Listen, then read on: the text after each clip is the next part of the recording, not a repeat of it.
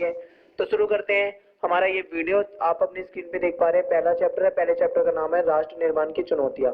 तो इस चैप्टर में कौन से क्वेश्चन, कौन से पॉइंट इंपॉर्टेंट है, उन सारी चीजों को देखते हैं हम। सबसे पहले आते हैं हम अपनी समरी पे। तो समरी में पहला दे रखा है 14-15 अगस्त सन 1947 की मध्य रात्रि को, यानी आधी रात को हिंदुस्तान जो था वो आजाद हुआ था। और संविधान सभा में एक विशेष सत्र था।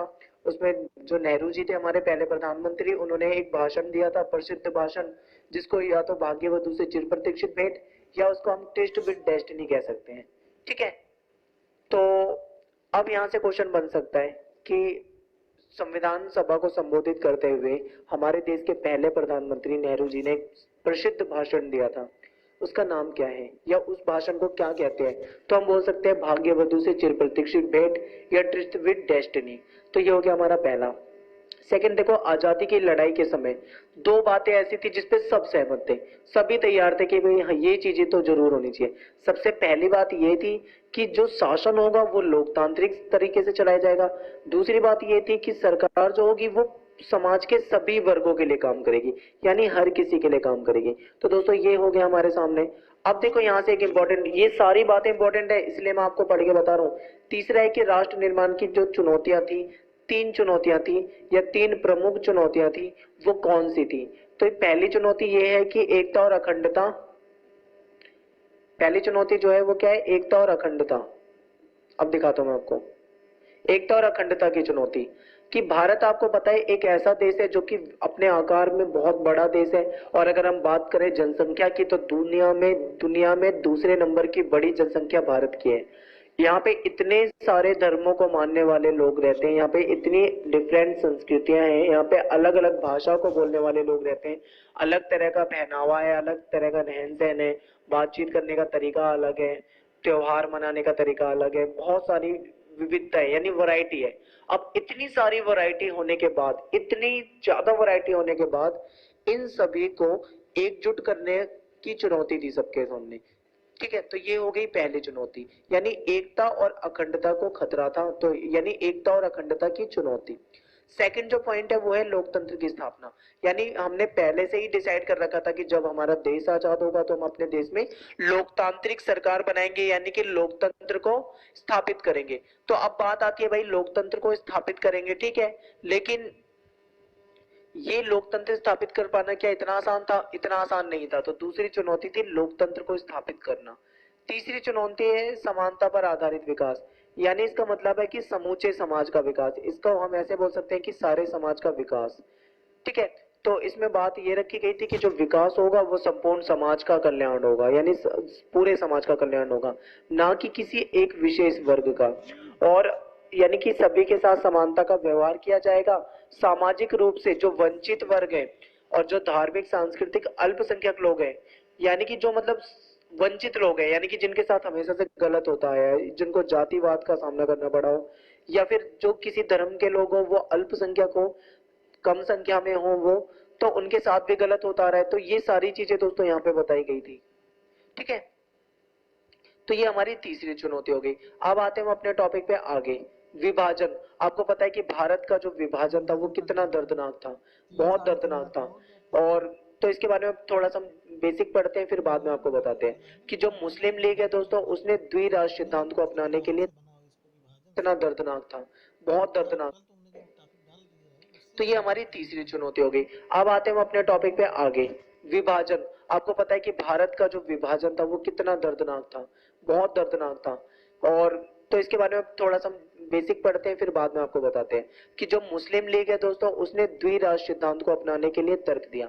द्विराष्ट्र सिद्धांत नाम से ही पता लग रहा है, द्वि मतलब दो, राष्ट्र मतलब देश, यानी दो देश वाला सिद्धांत, यानी जहाँ पे दो देश हो। अब दो देश वाला सिद्धांत आप समझ गए हो, दो देशों की बात भी आप समझ गए हो, तो आप समझ गए होंगे कि आगे इसमें है क्या। तो दोस्तों एक सेकेंड, ठीक है, तो ये द्विराष्ट्रीय सिद्धांत हो गया। आगे देखो कि भारत किसी एक कौम का नहीं बल्कि हिंदू और मुसलमान नाम की दो कौमों का देश है। इसमें यह बात कही गई थी कि भारत जो है वो एक कौम का नहीं बल्कि दो कौमों का देश है। इसी कारण क्या होना चाहिए कि मुसलमान जो लोग हैं, यानी कि जो मुस्लिम लीग थी, उसने मुसलमान लोगों के लिए एक अलग देश की, यानी कि पाकिस्तान की मांग कर दी थी। इसी को हम बोलते हैं द्विराष्ट्र सिद्धांत। अब क्वेश्चन बनता है कि द्विराष्ट्र सिद्धांत किसने दिया? तो आप बोलोगे मुस्लिम लीग।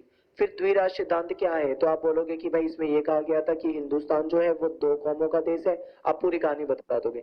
अब क्वेश्चन ये भी बनता है कि मुस्लिम लीग ने ये जो द्विराष्ट्र सिद्धांत की मांग रखी थी, इसका विरोध किसने करा था, तो इसका विरोध करा था कांग्रेस ने और बाकी देश में, ठीक है। फिर ये है कि भारत के विभाजन का आधार जो था वो बनाया गया था धार्मिक बहुसंख्या, यानी देखेंगे कि किस धर्म के लोग कितने रहते हैं, उनकी संख्या के आधार पर उसका विभाजन किया जाएगा। फिर पहला पॉइंट देखो, मुसलमानों की जनसंख्या के आधार पर पाकिस्तान में दो इलाके शामिल होंगे। जब देश में ये देखा गया कि जो मुसलमानों की जनसंख्या है तो वो दो हिस्सों में ज्यादा थी, तो बात ये हुई कि दो पाकिस्तान बनाए जाएंगे क्योंकि यहाँ पे मुसलमान लोग ज्यादा हैं।